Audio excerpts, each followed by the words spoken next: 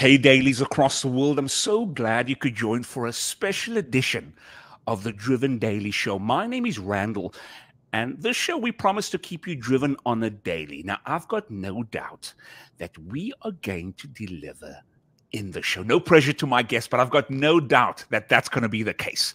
Now, let me share with you my guest today. She has 30 years of experience in the field of transformational wellness expert. She's a certified international yoga and meditation teacher, corporate wellness pioneer, keynote speaker, and podcaster. Dailies, let's put our hands together and let's give her a driven daily welcome for none other than Coach Shay Marville. Welcome. I love that. Thank you. Should I call you Coach or Coach Shay? What should I call you? Just call me Shay. Okay, awesome. Just call me Shay. Let me make sure my phone is off. My goodness. Thank you so much for the opportunity to be here. I'm a huge fan of yours and the work that you do and the way you do it and your commitment to energy and high vibration and love. So it is a privilege to be here. Shay, I thank you so much for that. And I count it a privilege too. And I told you before we started that I've got no doubt we're going to deliver on the show. And dailies, you are in for a treat. Now, I'm not sure about you, Shay. What was the weather like? It was storming over here this past weekend here in Halifax. What was it like? In Toronto, it's very dark today. It was sunny on the weekend, but we're going through this like transformation, and all of a sudden we have BC weather in Ontario. And just not as warm and no snow, which is really weird. Like I grew up in Toronto and Owen Sound, and I grew up with a lot of snow, okay? And it feels abnormal to not have snow. I hear you. And it sounds abnormal that you guys didn't even have a drop of snow. This was probably one of the snowiest times in Halifax we've ever seen. So I'll definitely put some B-roll over this so we can all see the chaos that happened over this weekend. But otherwise, Coach, we want to get straight into it because I know there's a lot of value that we want to give our listeners. And I just want to take the time out to say thank you for all the dailies that's watching. Thank you for giving us your heartbeat, spending your time with myself and Shay today. Now, over 30 years of experience, Shay, clearly it sounds like you've known what you wanted to do from an early age. Now, I do know that you were at a young age volunteering at hospitals. Was it a case of where you knew what you wanted to do? How did you get into the space and for 30 years? So I am driven by internal spirit. And what I mean by that is I had a number of experiences when I was quite young that just didn't define my path, but that it defined my desire. And what I mean by that, when I was quite young, my family is originally from Guyana. And when I was quite young, my mom sent me to live with my relatives when I was about 8. Things were challenging here in Toronto, and she was working a lot as a nurse, and I had siblings, and things were complicated for our family. One sibling in university, 2 in high school, and my mother thought, I needed a little bit of stability, so she sent me back home to her family. And during that time, I was heartbroken. I missed my home. I missed my mother, who I was so close to, missed my siblings. And during that time, I actually developed a disease called osteomyelitis. And it was a bone infection in my right leg. It happened like really all of a sudden, like out of the blue. Out of the blue, I lost the ability to walk. Wow. And I was living with my mom's older sister, an extraordinary woman. And she took me immediately to the hospital. And they said, we can't help her. We don't know what's wrong with her. But her fever is so high, she could die.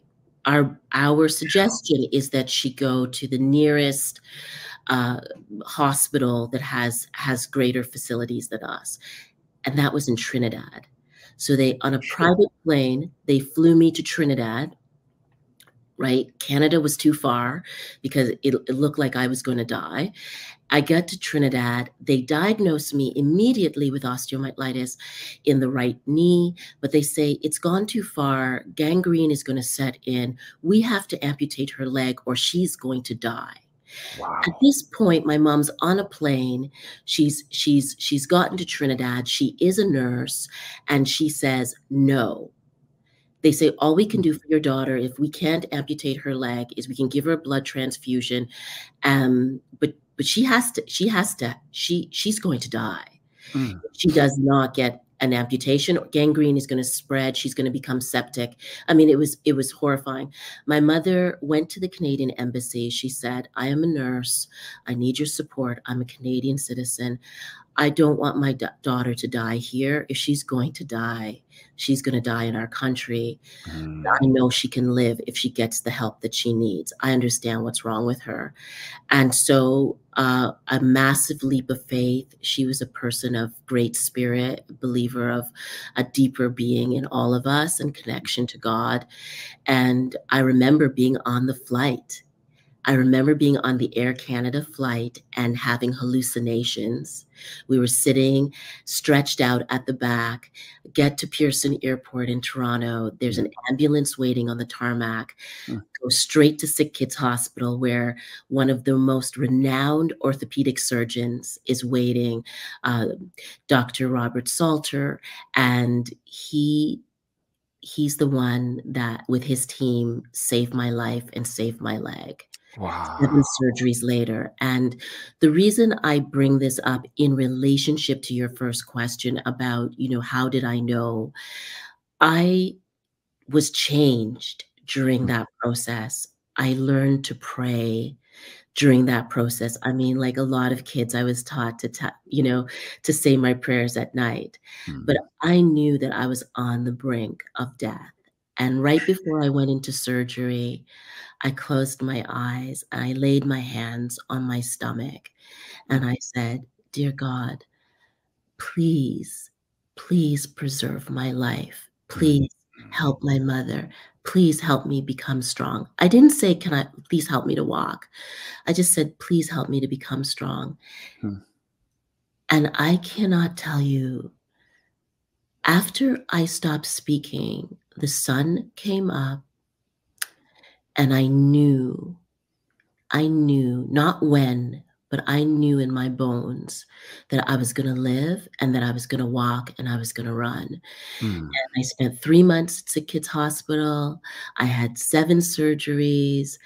I had rehab for a year. And, I was running track by grade 5 and Ah. never looked back. And it was one of those moments that embodied this connection between being part of something greater and something happening inside of your body. Mm. And then it was enabled by this brilliant medical team. And of course, I came from a human being, my mom, who was a person of faith, Mm. belief, and I inherited that from her. And then I knew how to pray, and I didn't know what the outcome would be, but I knew that I would be well. Mm. Shay, what a journey from a young age. The Yeah. age of 8, not being able to walk and still having so much faith and perseverance. Now, we are going to get into your mom and what an incredible human being she is and was in terms of your journey. But Shay, thank you so much for sharing that story with us. We went straight into it, eh? Dailies, we just went straight into it. I told you we're going to have a good one. So Shay, that story is remarkable, not just for the fact that you were completely healed and you were running track you said in grade 5, eh? Grade 6 or Grade grade 5, 6. grade 6, grade 7, Yeah. grade 8. And then I got the silly idea that, like track, I don't want to do track. I need to be focused on academics. Mm. So that's a whole other story. Let's say that was a silly idea, you say. Yeah, it was silly because Yeah. because now I know. I mean, and I'm based in all the work I do is based in science. I was a Mm, researcher at the Ontario Science Centre in the beginning of my career, and now we know that we know about neurogenesis and neuroplasticity. We know that physical activation actually activates the brain, mm. and so one of my commitments is to encourage as many people as possible to move their body and to activate their heart because it actually changes how your brain functions. Interesting, interesting. Now, you the fact that you started so early with your journey and over 30 years of experience, for Mhm. someone that doesn't have such a strong influence like your mom had over your life, for someone Mhm. that doesn't know what their purpose is, whether they are young or even if they are in their 40s, 50s, 60s, 70s, what's one piece of advice you'd give in terms of going into the direction of your purpose? I think you have to listen really intentionally to Hmm. the things that you desire, the Mm, things that come up often in your mind that you feel propelled towards, compelled to do. mm, That tells the story of who you are. Even though, my mom and I were very close and she was my spiritual guide, I didn't even realize that when she was living.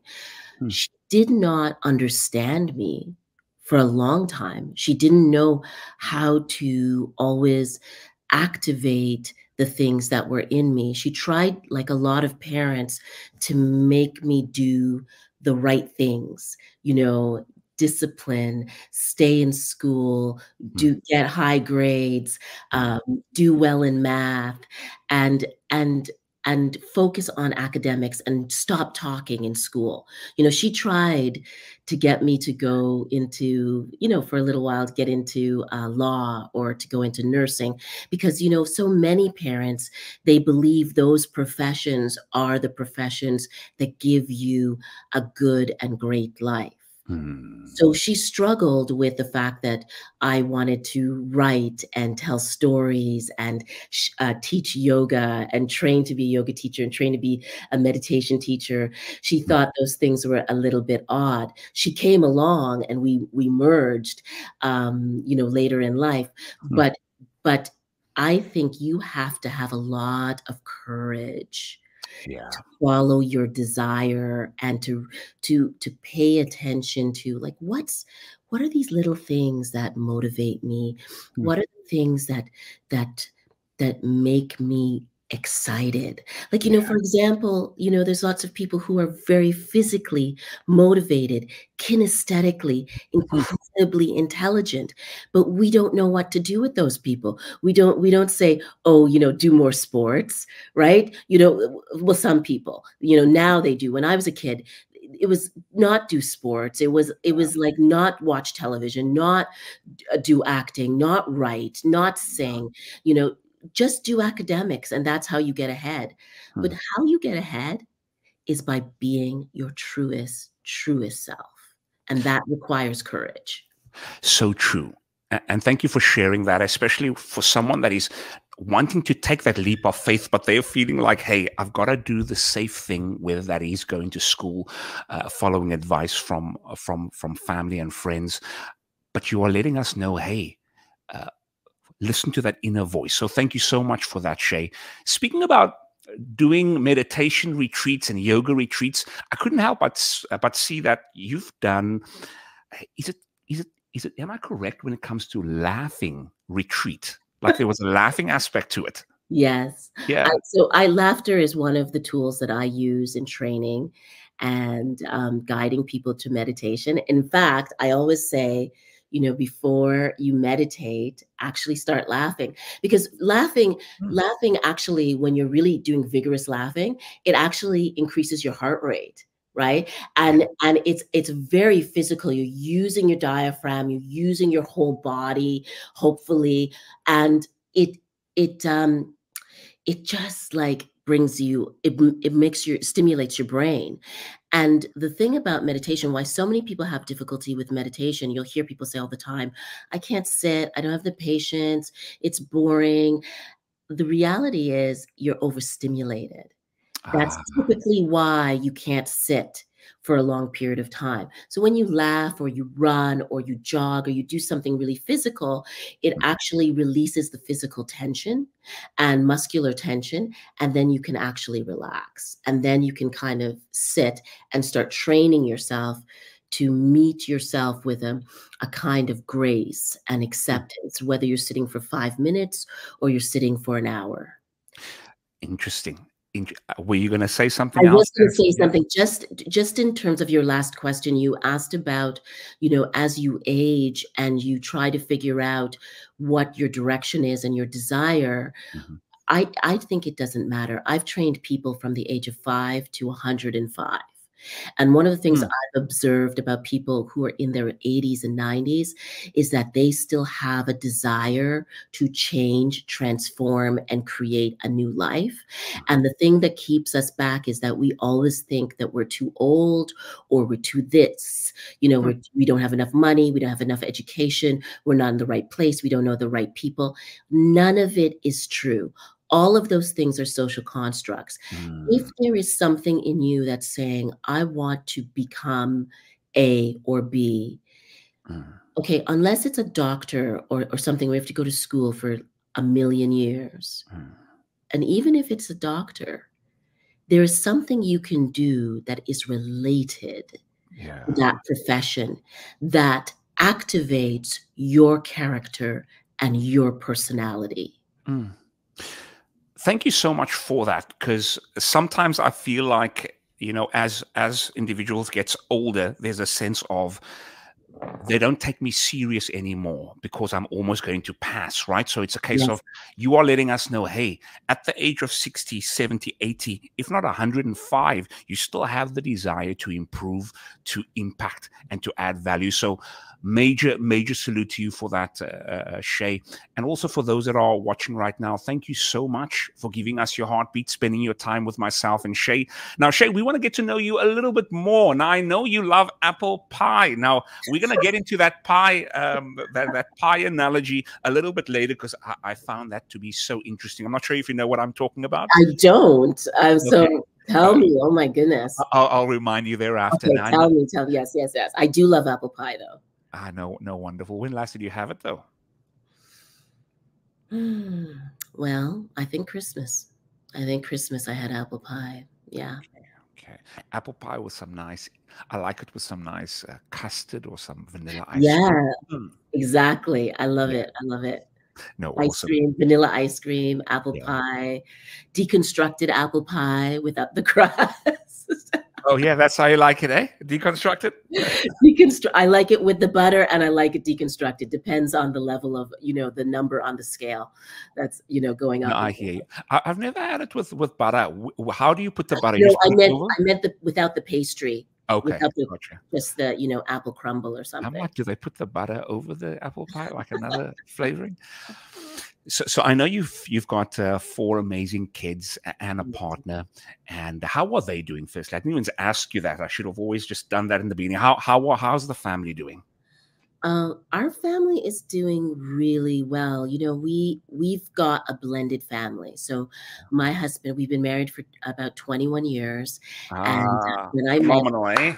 phenomenal. Yeah. When we met, he was you know, like going through a divorce and had 2 sons, 2 amazing sons. And then we moved in together and got married really quickly after we got together. We knew each other for many years, but we Okay. actually were not even like we worked in the same organization and we didn't even speak to each other. And then we became, like work friends. And then I left the science center and we were at the same person's house for dinner and from that night, like we just noticed each other in a different way. It's like we walk through the same door at the same time and saw each other. And I think like after like 6 months, we got together and lived together, and then Okay. got married shortly after that, and became a family with the boys, who are incredible men now. And I have always felt like I was their extra parent. They have two parents that like adore them. And then I was extra. And so I never liked the idea of being called a step parent. I just liked being called an extra guardian. Like I'm just extra support, extra love, extra care. And then we had more kids. We had two more kids. And they're all like really interesting kids. Like, you know, our oldest is an engineer, our second oldest is a game designer, our third is in architecture school, and our fourth, who's home, is he's a musician, and Okay. he's a writer and creator and just Yeah. like his own man. And yeah, being a parent of multiple generations is also really fascinating, Mm, because it teaches you about the different ways of existing in the world generationally, mm, and the different opportunities, but the different sufferings. Like yeah. my kids have way more opportunities than I did, but I actually had, and my husband had, way more freedom. Like when we were kids, there Interesting. was no social media. There was Mm, nobody like watching you, watching every mistake you could make. You mm, know, we had lots of time to go outside and be curious and explore the world. It's different for kids now. They're not kids anymore, but it's different for young people now. I think a lot of young people are way more self-conscious than we were. I mm, think it's hard to know what you want because there's so many things to choose from. mm, And as a parent, I really have felt, you know, that it's a privilege to be a parent. mm, And my job is to help activate what is great in that human being, and to support mm, them and to keep them safe, and to really love them, to really, really love them. mm.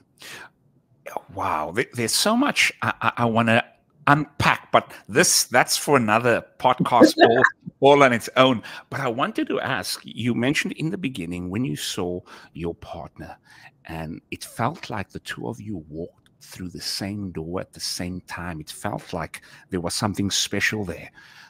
Can you go a bit deeper? What do you think it was about your partner that really gravitated yourself towards him?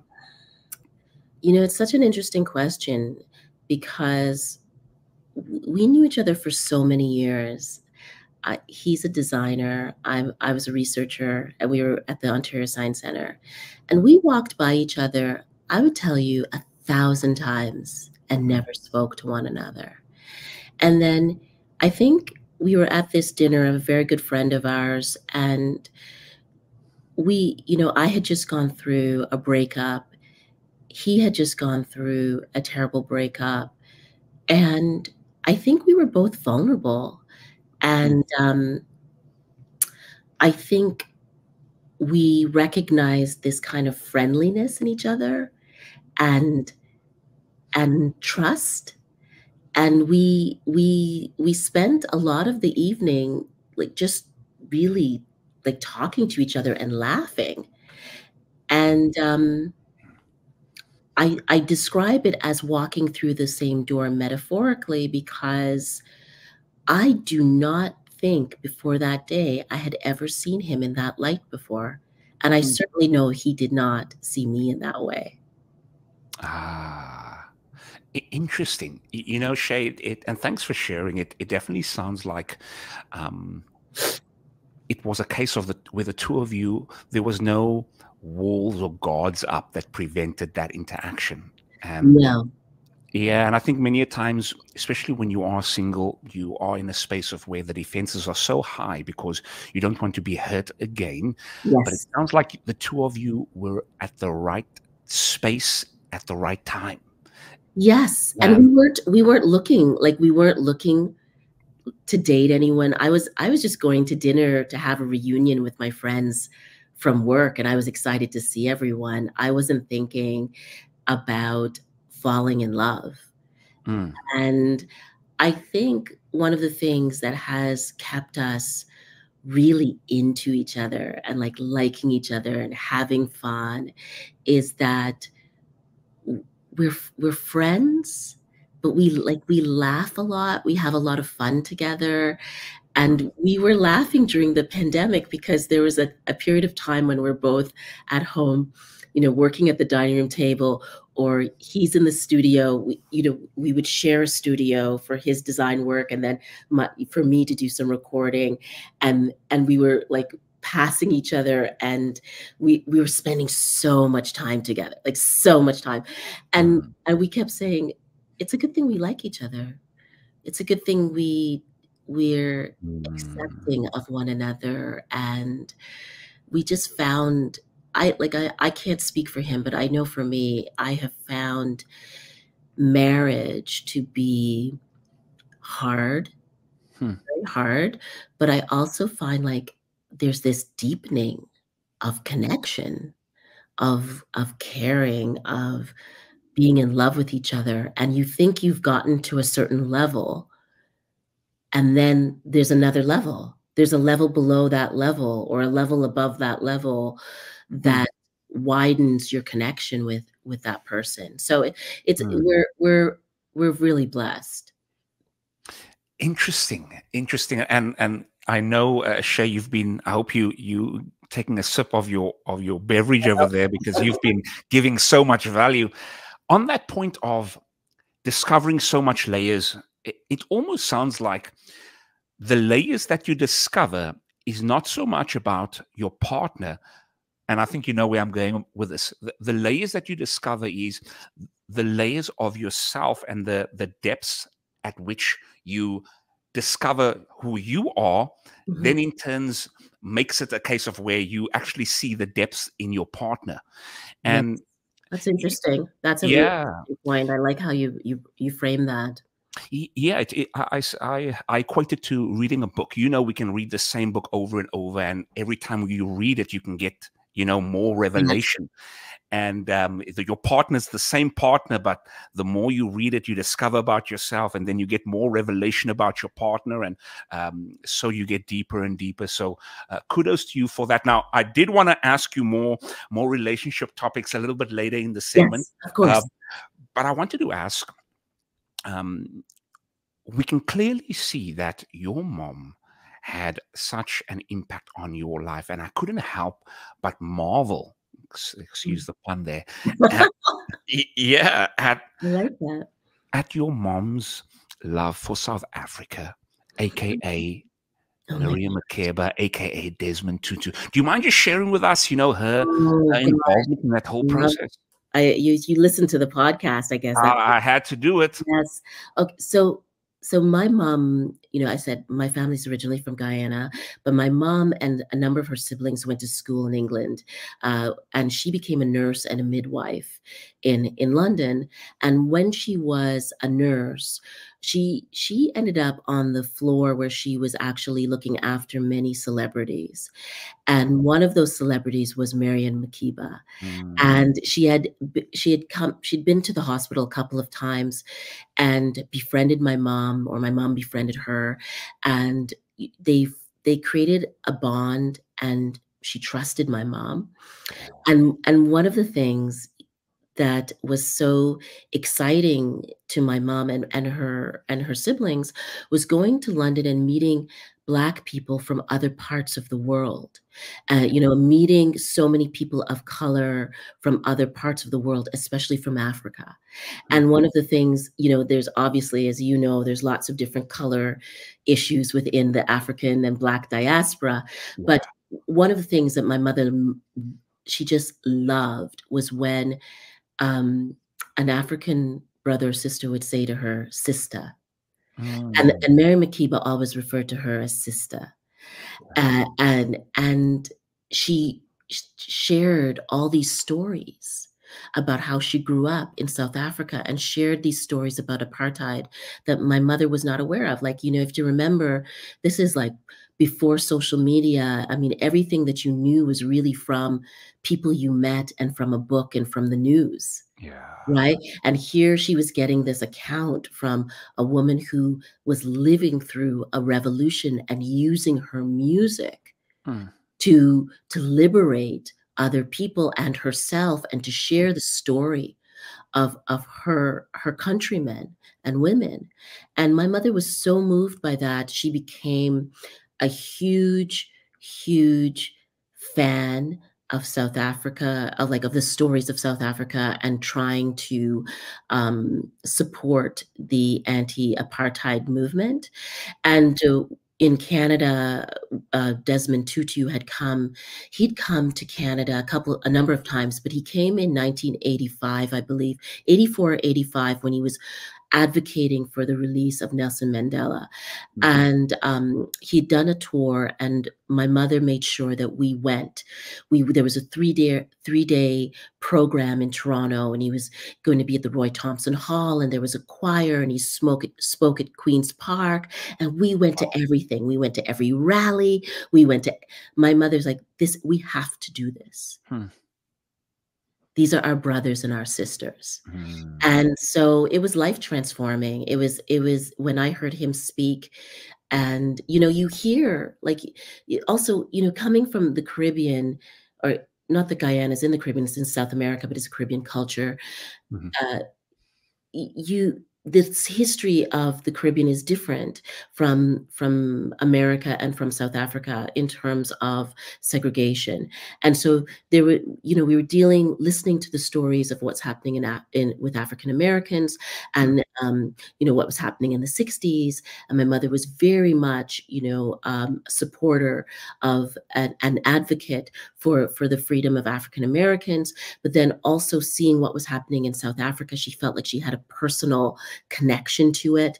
And she wanted me to understand that my color and our color was not how it was not the definition of who we were, that it was the definition of what other people saw of us, but Mm. not who we were.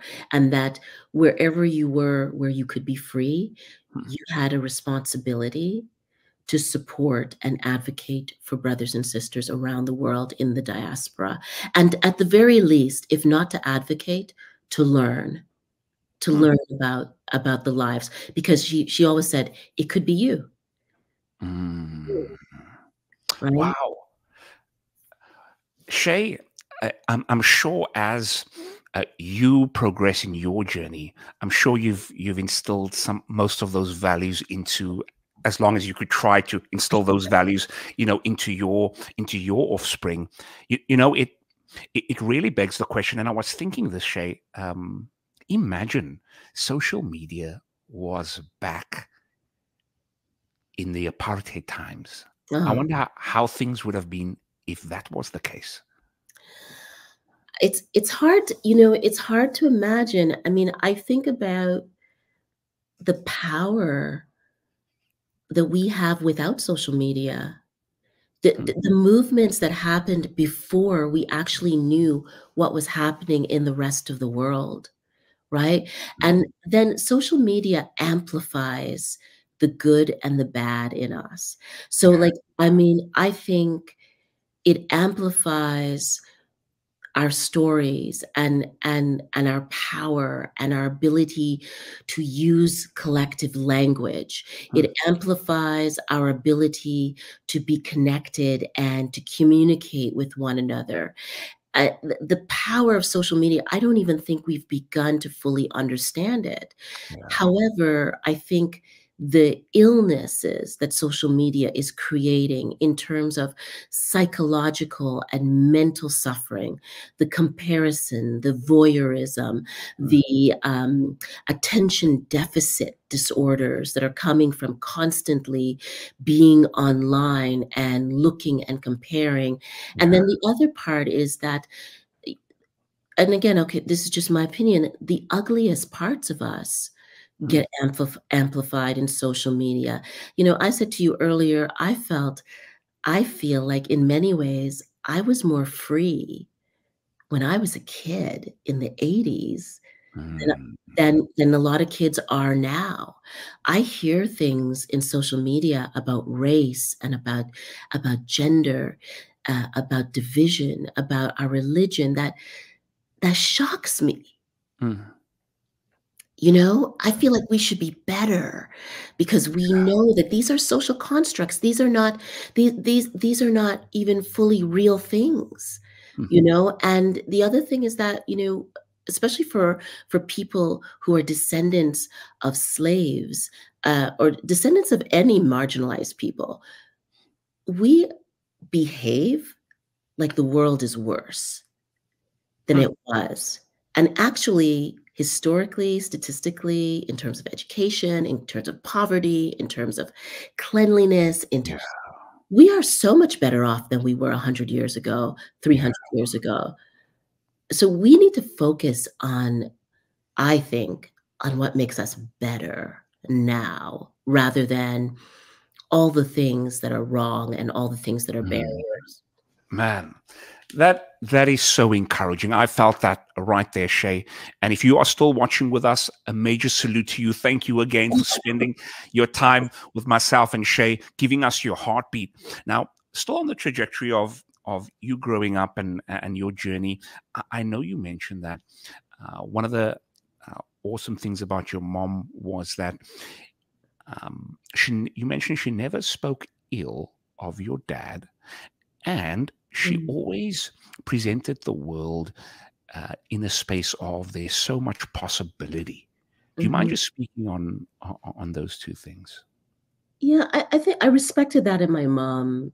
I respected the fact that she was really quite an evolved person, and she separated her marriage from the parenting, of her children, in the sense that we had a right to our own relationship with our dad, Mm, and what happened between them, although it was heartbreaking and disappointing, should not detract from our capacity or our ability to have a relationship with our father.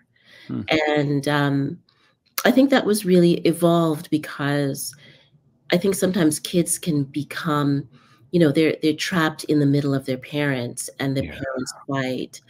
And I think a lot of us don't realize that we're modeling behavior when we think we're advocating for our kids, but we're actually advocating for a fight or Hey, for mm, discord rather than um, s- trying to find a solution with someone, trying to find a mm, way. I mean, one thing my mom also she had said was that she actually had an arranged marriage. Like our okay. parents were she was married at like 18, and to a more sophisticated person, and there were two families coming together, Mm, and she was very naive, and she married someone she really admired, and then learned about love and learned how to fall in love, and then felt tremendous disappointment because the marriage didn't work out, and she didn't want to transfer that disappointment to us. She wanted us to mm, discover our disappointments and our happiness on our own. And I'm grateful. I'm really grateful for that because it we're very judgmental, especially now. Like, we mm, talked about social media. This is a very judgmental society. We're constantly watching what other people are doing, what they look yeah. like, but also judging behavior without knowing the Backstory, eh? the Yeah. truth, or the traumas of why people behave the way they do Mhm, unconsciously. Like sometimes we as human beings do terrible things, and that mm, is not to excuse it, but it's because there are other things that are below the surface mm, breaking our hearts. and because of a lack of awareness, which is one of the great values of mindfulness, is that mindfulness is about building awareness of your own intentions, your own consciousness. Hmm. If we are not aware, we will hurt not only others, but we Hmm. will hurt ourselves. Sure. And that's it. It almost feels like it's the nature of a human being is to immediately judge. Mm. You sharing those two things regarding your mom, a part of me always wonders, Shay, when I hear of these stories of how the mom has been so impactful, part of me wonders, where did she get that from? Where do you think she got her personality from? I think she came from two really strong and incredible parents Hmm. that loved her very deeply. Her parents had a long and strong, volatile marriage. She came from a very established family in Guyana. Her father was a mechanical engineer, trained abroad. He was the son of a mixed race couple. Her grandmother was um, African Creole, indigenous Guyanese, and her father was German and Dutch, a planter. And um, she came. Her parents were loving and educated human beings who wanted the best for her. Hmm. And I know to the like my the last one of the last conversations I had with my grandmother in 1996. I Okay. remember it so well because one of the things she said was, "You're pretty, but not as pretty as your mom. You should marry a farmer because farmers are going to change the world." Hmm. But one of the things she said was one of her greatest disappointments was the way my mom's marriage worked out, and that they had chosen the wrong person for her, Okay. and that broke my grandmother's heart. And I think I think my mom was somebody who was also really spiritually, divinely gifted. I think we, and what I mean by that is I think we all have different gifts. We Hmm. all have different abilities, and that's why it's so important to understand, what's the thing that's pulling you, what's the thing that stimulates you. My Yeah. mom was very spiritually minded from a very young age, and she talked about, to the very end of her life, feeling like she came from a Christian background, but feeling like she had a really strong connection to the Jesus formation, to the light of Jesus. She believed in angels. She believed in the study of the spiritual text, and she started doing that when she was quite young. I think like around the age of 10. Wow. Sure. So it really got ingrained from an early age, eh? Yes, and the fact that she came from a loving I think that she came from a loving family, that Hmm. she was well regarded. Uh, Hmm. so I think that's a base Hmm. for offering more love if you are treated with love and if you are treated as a cherished person. She was a cherished person. Gotcha. Gotcha. No, that makes sense. Saying everything you've just said, you could see how her personality was formed and how she was impacted at such a young age, hence why she's the way she is. And may God rest her soul. I Thank you. know you mentioned your mom passed. If I'm not mistaken, her name was Claudette. Her name is Claudette. Yes, Yeah, Claudette. Yes. Claudette. Yeah, My and mom. on Yeah, sorry, you go ahead. well, no, just wanted to, I'm just sharing on July 4th, and such a paradoxical I day. know. Yeah. July 4th, 2020, my mom passed away. My mom uh, contracted, shockingly, for us, shockingly, because she was such a vital and dynamic person in her, 80s, she contracted COVID. And the first 10 days of COVID, she was absolutely fine. Okay. No word of a lie. And on the 11th day of COVID, my mom started to get ill. And after 18 days, my mom died as a result of the results of COVID. It attacked her body so um, savagely. Mm. And it was a shock. It's still a shock. It's 3 years now. And we were not prepared in any shape, way, or form for her to to pass away. Not like that. Yeah. I totally hear you. And how are you dealing currently with the whole process? How in terms of the healing process? Oh, you know what? It's gosh, you know what? I mean, I smile because what I've learned is that grief is never ending. Yeah, yeah. And of course, I've had other people pass away, but I had such a deeply uh like a deep, deep connection, soulful connection with my mom. I would say she was my friend, she was my sister, she was a partner in life. Mm, And her passing, I just think grief, now I've learned so much from grief. mm, And, I was listening to your podcast with one of your guests who talked about the pain of losing his mother, and mm, how devastating it is. And he doesn't know if we should have those types of deep, deep relationships because it hurts so much. mm, And I respect what he's saying. I felt what he was saying.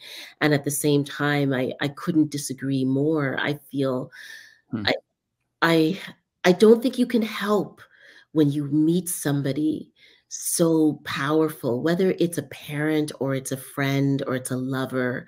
Like mm, when you meet somebody who just rocks your world, you mm, have to give in to all of that and allow that to expand in you.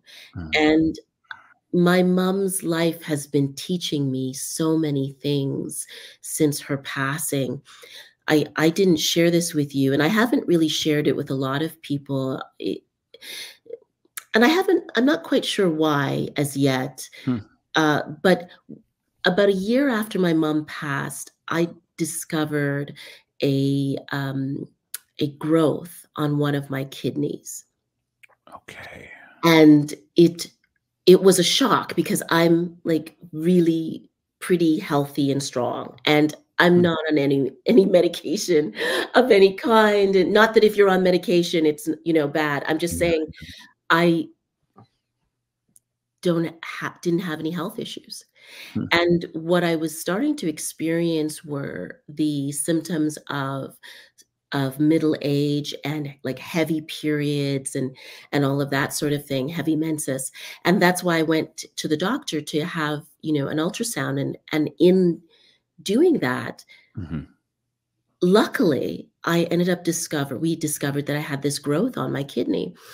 And they couldn't confirm after multiple tests that it was a cancerous growth or not, but they Mhm. just knew that it was abnormal and it was growing really fast. Okay. And so I was confronted with the decision of, what could we do? What should we do? Should we wait and see? Should we, if we they didn't want to do a biopsy because they were really worried that if they did the biopsy the way the growth was, that it could rupture, and if it was cancer, I could be in a very serious situation. Mm. So we decided, my doctor, my team, the team, amazing team at Humber River in Toronto, amazing hospital, by the way. Anyways, Really? that's a whole other Yeah, story. yeah. The We decided to remove the growth, and, um, I'm totally fine, and it Ah, turned one out that it was benign, and b the right, but you never know with something like that. yeah. But here's what is going to, I think, like freak you out because it freaked me out. Maybe it won't freak you out. So a week before my surgery, my sister, who is also like my older sister, who's an incredible nurse and nurse director at that time at the hospital, she finds a box with my mother's things because we all took different things from her home. And in this box, something says to her, she's just going through the box the week before my surgery. Mhm. And she finds a book, a book of devotions, spiritual devotions in the box. And so she starts to look through it. And she sees on the third page of the book that my mother has written a note to me that says, "Dear Shay, I want you to have this book and read it every day Okay. and think of me and think of your spiritual practice." Sure. Almost verbatim, that's what it said. Okay. So my sister comes to the hospital because, she and my husband were great advocates for me, and she's brilliant. So she wants to see everything that's being done. Mm. And she gives me the book. And from that moment, I begin this new spiritual practice of devotion. I had a Mm. practice, but this is a new one because the book has psalms and little stories, and it Okay. has notes from my mother on Really? every other page of things that she was thinking about. And Wow. so even though she wasn't here physically, Mm. spiritually, she was here through her words and the legacy she left in this book. Mm. What an encouraging Can you believe? experience, eh? Wow.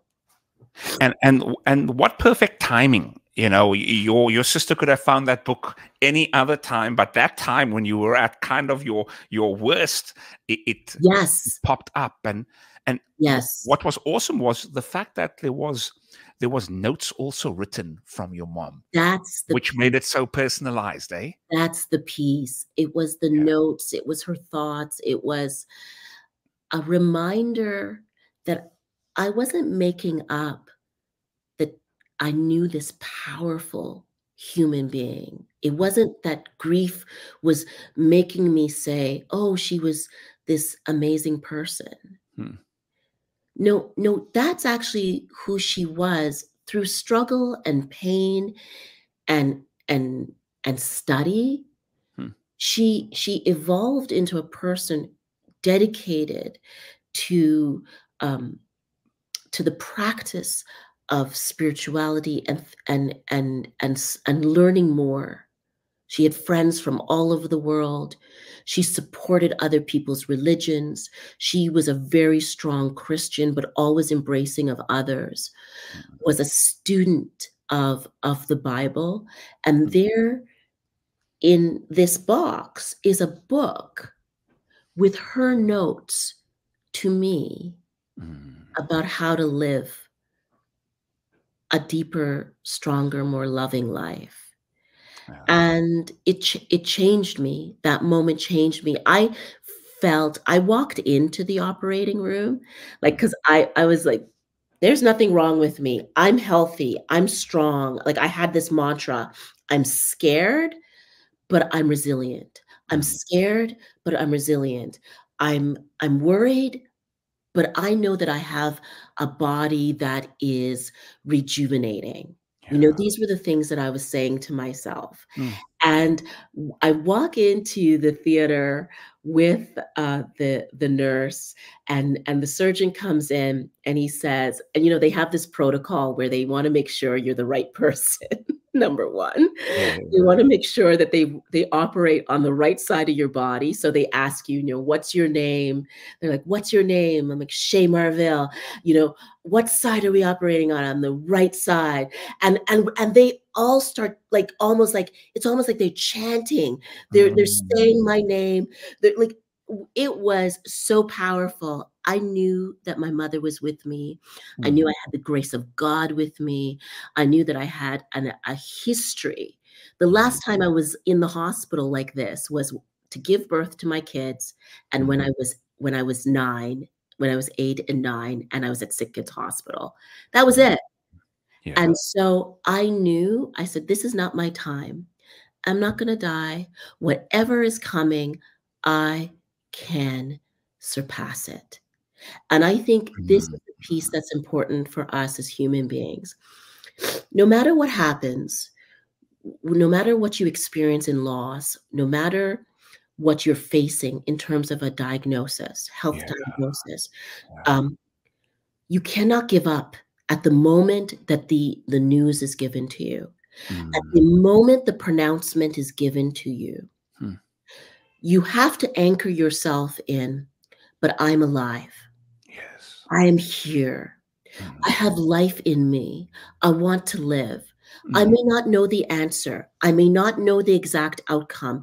I Mm. may not have a roadmap, Mm. but I have the strength, the capacity, and the ability and the intelligence to move through this and Yeah. face it.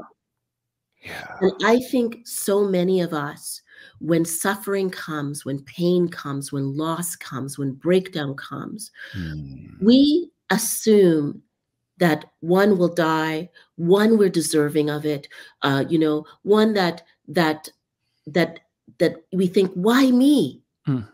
And what we need to think is, I've got this. Mm.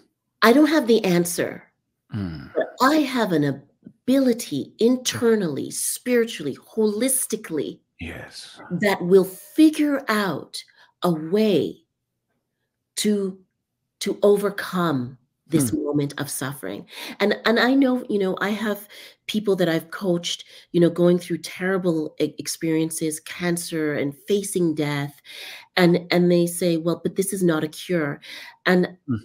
it's not about a cure. We've got a wrong idea about cures. We think that healing is always living, but Ah. healing is how you live. Ah. Healing is living with energy, living with a kind of physical ingenuity and Mm. resilience and vitality. Mm. You go to the gym so that you can build muscle and strength, Mm. not so that you can fight a lion that day, but so when the lion roars, when the stampede comes, Mm. when you have to face something, you have the body and the muscle and the strength to Yes. do it. Yeah. Like, that's why we have to work out mentally and physically and practice silence and love ourselves and dedicate our life to honoring this life that we've been given. Mm. Because our life is supernatural, all of us. It doesn't matter who you are. I don't care what anyone says. Mm. You are born, you are supernatural. If you are born, you Mm. have a biological, supernatural ability to transform what is around you and to be transformed in the face of circumstances that you cannot define for anyone and Yeah. cannot be defined by anyone. Man, that was speaking life into you, into you, into you. Everybody gets a life spoken into. Man, that was encouraging, Shay. I hope you're going to grab some water just to wet that Yes, whistle a okay. little. Man, dailies, are you blessed? Look, we've got 15 minutes left, Shay. We are running almost out of time. And I know, I I'm just want to take the sorry. time out to, yeah, take the time out to thank those that are joining right now. Thank you so much again for spending your time with myself and Shay, giving us your heartbeat. And I want to go through just a couple of more questions, and thereafter we'll do a little bit of a speed lightning round. Okay. Shay, you spoke in previous interviews about the pie, and I want to bring that up, the pie chart. The pie Yes, chart. It was essentially a pie chart at how you look at life, and you were saying that number one, a slice of the pie is your physical health, whether yes, it's you said exercise, hydration, sleep. The second part of the pie you said was mindset and philosophy, which is who am I? What do you believe in? What is your, what do you care about? Or what yes, do you value? What gives you meaning? Then you said another piece of the pie was your emotional well being. yes. Now, I just shared that with someone in terms of how they should look at their lives and how they should really just pay close attention to those key areas. Shay, when it comes to this particular area, which for me stands so vividly out, number two, mindset and philosophy. Who am I?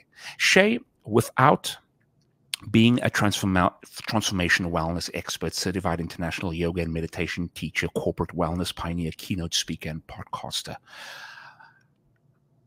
Instead of me asking the question, who is Shay? I want to ask, how do you know who you are? How do you know who you are? Earlier you said, when we were talking about my marriage, I was saying that the love gets deeper over time. And it's because we know ourselves more. But it's also because we are always changing and evolving. And I don't believe that we are ever one thing for the rest of our lives. I think I have always been a curious person. I'm curious about myself. I'm curious about the things that motivate me. I'm curious about the things that make me vulnerable. I'm curious about my strengths. And I think it's curiosity that allows me to keep knowing myself. When I was a kid and I was away from my family, I was with a loving family. My aunt and my uncles, they loved me, but I knew that I was not at home.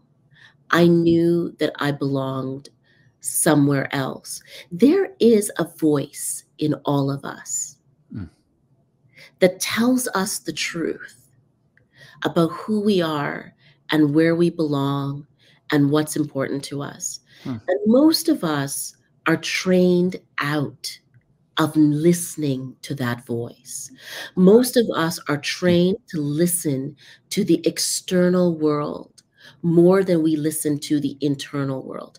In fact, we listen so much to the external world that we actually become ignorant to ourselves. And so for me, I have known from a very young age that I have a voice that has to be listened to, that the life that I came to the earth to have is divine. And what is divine is sacred. And what is sacred requires a great deal of care. And it hurts, and it's hard, and it's hard to explain to other people, and it's hard to even explain to yourself. It's hard to explain to your children, right? But I know that in me telling myself the truth and being compassionate and being kind and loving to myself, that then I can offer that to others, and especially to my children. Right? Because my job is not to make them into who I think they are. My job is to serve them in a way that allows them to be who they were born to be. And they decide that. They decide that, not me. Yeah. Powerful. One thing I get from what you're saying, Shay, is that you are forever exploring and discovering who you are. Completely. And that's so encouraging, especially for those that are watching, feeling as if, you know what, I'm in my 40s and I don't know what I'm supposed to do, who I am. I'm in my 50s, 60s. And you are letting us know, Shay, hey, this is a lifelong journey. Yes. Yeah.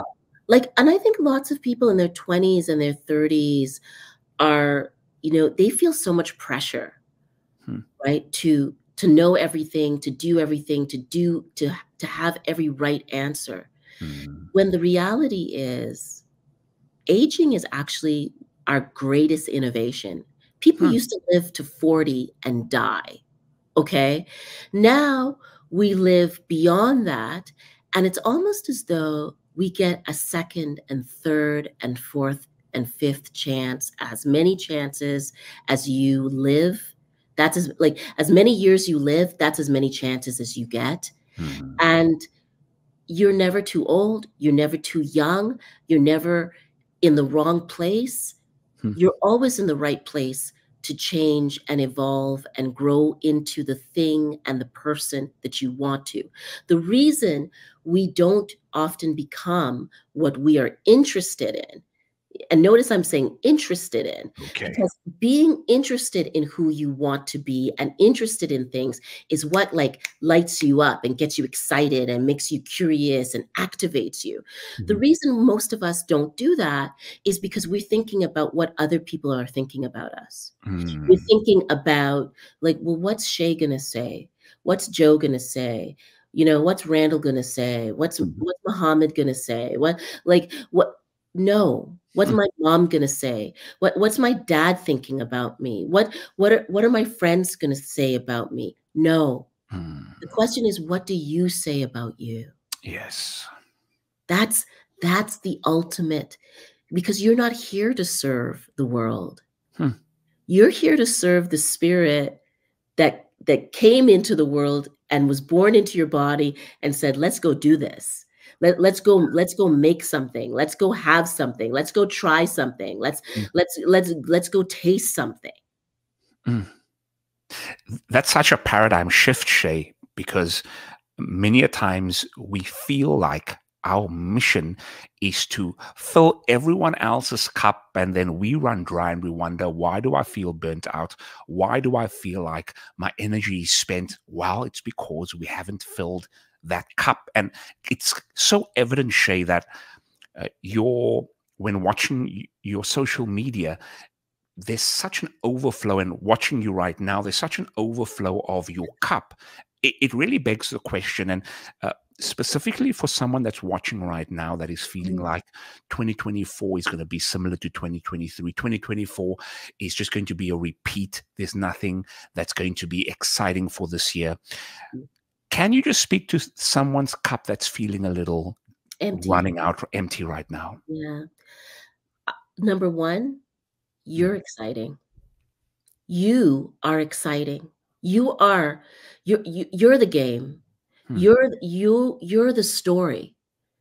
We keep looking outside, like, what's an example of a business that's going to work for me? What's an example of an educational course? Like, who's a celebrity that I can observe? Who's gonna who what business mentor can I go to Hmm. and look at what they're doing? Yes, do all of that if that's what is of interest to you, but get interested in yourself. Start to Hmm. assume, even if you don't believe it, and this is the piece that's really hard, because so many of us have been trained to think poorly about ourselves, okay? That it's very hard to say, well, I'm going to get interested in myself. I don't think so. No, fake it. And I don't mean fake it till you make it. I mean every day, fake your interest in yourself. Keep saying, I love you. I Yeah. want to know more about you. What are you interested in? Call yourself by your name. Hmm. Stand in front of the mirror, even if you don't like looking at yourself, even if you don't like hearing your voice. Hmm. Speak loudly to the universe and say, I want to know who you are. I want to know what you want. I want to know why you came here. Hmm. Because because we also need physical engagement. Our bodies are designed to move. Our bodies are activations of our brain. Our brain is in our body is in our brain, Hmm. right? You have to get, like, and one of the things, just from a technical point of view, Hmm. one of the things I also recommend to many clients is, when you're feeling stuck and you're feeling physically, emotionally depressed, Hmm. is walk and run. You don't have to go to the gym. If you don't have money for a gym, Hmm. find a track behind a high school. Go to a park. Yeah. Get your heart rate up, even if it's for 5 minutes, 10 minutes. When your heart rate gets activated, it activates neurons in your brain. It's called neurogenesis. Mm. Neurogenesis, neuroplasticity, when you're thinking new things, you're trying new things. Put yourself in uncomfortable places. Be with people who are different from you. Mm. Make friends, not for, fame or, who you could be seen with or who has money. Make friends who are doing different things. Mm. Learn something new. All these things activate our brain. And Mm. when our brains get activated and our physical body gets engaged, new seeds grow in us. Yeah. And we may not know the answer of where we're going to get to, but what happens is an energy starts to bubble up in you and build in you.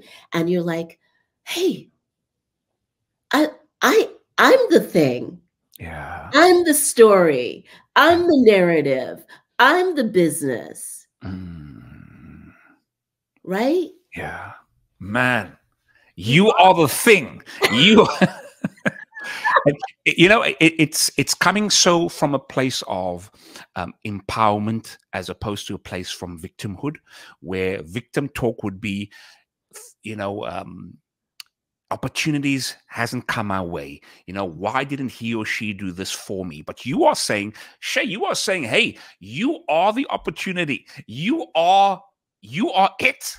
Yes. Listen, it's Black History Month, when we're Mm. having this conversation, and there's a lot of very powerful conversations occurring about Black excellence and resilience and all these things. And Mhm. I'm going to tell you something, and it's controversial. You may take it out. A lot of the conversations we're having, they're not the right conversations Mm. because they are stuck in our suffering rather than acknowledging.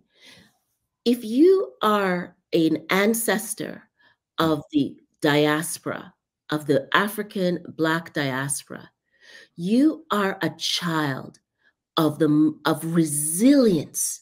You are a child of people who went beyond survival. They went into transformation, language taken away, land taken away, Mm. culture taken away, family taken away, love taken away, dehumanization Mm. planted in the soil of where you lie and sleep. Mm. And yet they rose. I'm telling people there is no reason to just focus on the suffering of our ancestors. We have to focus on how they triumphed, how we're here living lives that Yeah. many of them could not even envision. Yeah. And our job is to not try to justify our existence. It is not to compare. It is not to say, I am as good as and as great as. No, Mm. the very fact, no matter what race you are, no matter what Mm. gender you are, no matter where you're born, whether you're born into poverty or you're Yeah. born into wealth, you have to identify the light in you Mm. and say, I am here to live. Mm. What does it mean for me to live? Does it mean I'm a basketball player? Does it mean I'm a yoga teacher? Does it mean I'm a neurosurgeon? Does it mean I'm a writer? Am I a playwright? Am I a boxer? Am I a teacher? Am I a podcaster? Mm. Just live. Yeah. Live all that you can live because this life is so brief. And at the end of the day, this idea of race, it is a social construct that Mm. was never true. It's not baked in real science. And so many of us are walking around believing that we are inferior when Mm. we are not. And forget race. So many people are running around thinking they're inferior. I have clients, people that I coach from all over the world, from different backgrounds. And one of the problems that most people have is they do not think that they are good enough to become what they are imagining inside. Yeah. And it's not the truth, it's a lie. Sure. Shay, where do I begin? It, it, you know, It takes me back to when you went into the doctor's office for your surgery and for the benign kidney tumor, and it was like a celebration.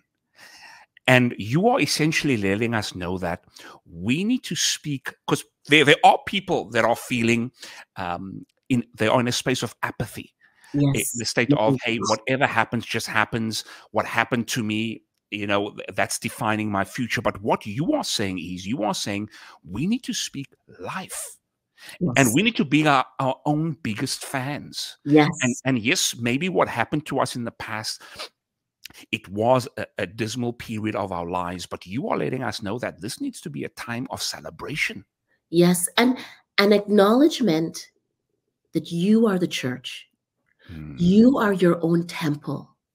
mm, God lives in you. As long as there is breath, 22,000 breaths a day in us, your job is to use that breath to live and create yeah.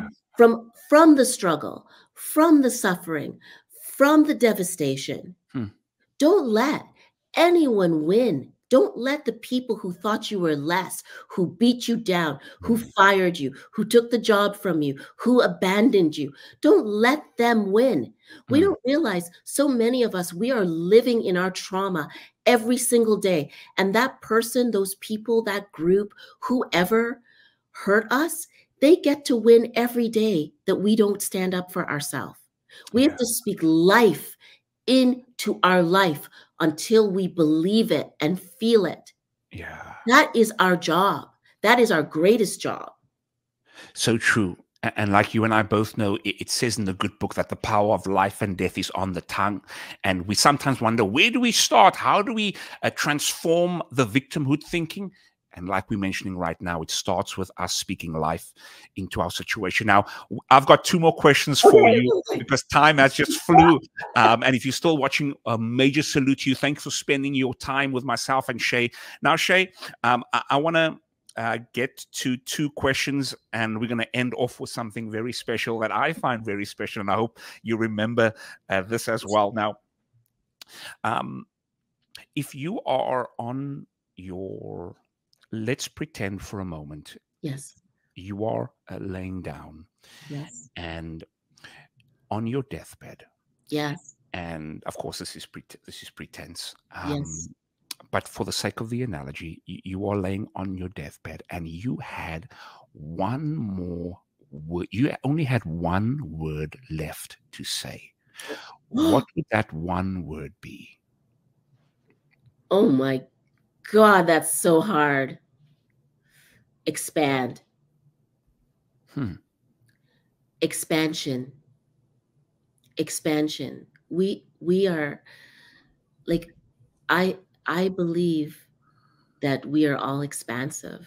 We are not one thing. Hmm. And when we die, I certainly don't know exactly what happens, Hmm. but I think we go and we expand. And I think what we are supposed to do here is expand our light, our love, our justice, our Hmm. courage, our intelligence. It it is never empty. It's always expansive. And Hmm. it's when we think we are limited and we can only go so far, all that means is that you are in the wrong place. You're in the Hmm. wrong container. You're in the wrong environment. You're in the wrong relationship. You're in Hmm. the wrong friendship, right? You're in Hmm. the wrong place. Wow. Expand, eh? Wow, thank you for that. So, Shay, before we go, there are people from Toronto watching right now. There are people from South Africa watching right now, Yes. and there are so much similarities in, specifically in terms of the stresses that we're going through, specifically when it comes to high cost of living. You and I both know in Toronto, Oh, it's getting crazy all over Canada. High yes. cost of living, individuals feeling like they can't get out of the rut they're in because of homes, so much congestion within the city. You and I both know the different struggles the city is going through. For Yes. the city of Toronto, and the city of Cape Town, South Africa. Can Mm. you speak to those that are watching from Toronto? Any last words you have for us from Canada and Cape Town? Wow, that is an extraordinary question. What I would say in my humble point of view is that we are going through a global economic, technological, cultural, spiritual transformation. Mm. It's important to acknowledge that. And the people that are in power, many of them do not have the foresight and insight into the future that we have to build. Mm. And those of us, whether we're on top or we're at the bottom, whatever that means, wherever you are, you have to make a decision that this is a revolutionary time. Mm. And that means that we have to think differently about our cities, about how we live, about where we live. Some of us have to be willing to move. Some of us have to be willing to live with people that we care about, if we have people that we care about, and share expenses. Some of us have to decide that we have to have our own gardens. Some of us have to start investing in farming communities and supporting. I have a really good friend. He has a farm close to Ottawa, Jesse Hirsch, and he's building a farming ecosystem. We have to think differently. When I say revolution, I don't mean go out and protest and get weapons. I am talking about thinking. I'm talking about the fact that the way we used to live, and I mean 2019, Yeah. is not the same. And we have to be willing to do different types of work. We have to be willing to be creators, maybe not dependent on the types of jobs that we've had. And this is no time for low self-esteem. This is no time for low self-esteem. This is a time for activation of confidence, of love, of intelligence, and collaboration with others that you have like-minded ideas with. Because the solution isn't going to be found in one individual's hand, and it's not going to be found in some of our government colleagues, because many of them are maintaining the status quo, and the status quo is killing a lot of us. Yeah. Man, if you looked up to Michelle Obama, I've got news for you. We've got Coach Shay Marville right here. Shay, what a joy having you on. I'm sure our dailies were blessed. I was blessed. Thank you for joining. Thank you for spending this time with us. Shay, what a journey you've taken us from volunteering in the hospitals all the way to now where you are, having over 30 years of experience within this space. You've really blessed us. Share with me, how are you feeling? Huh? Oh, I am so grateful. I'm an admirer of yours. I think you are courageous, and you are bringing voice to many people who do not have a voice. I want to encourage you to keep going and to expanding. I would come on your show anytime you asked. I'm so grateful. And listen, I'm afraid for some people. Don't believe the hype that this is a bad world. This is an incredible time to be alive. This is a time of activation. This is a time where we cannot lay down and sit still. We got to move and create and make new things. So thank you so much. I'm so grateful to you for being here. Thank you. Thank you so much for those words, and we appreciate you being here. Dailies, thank you so much for joining. And like we always say, we are not here just to survive. We are here to thrive. And Coach Shay Marville, until next time, peace. My friend, thank you so much.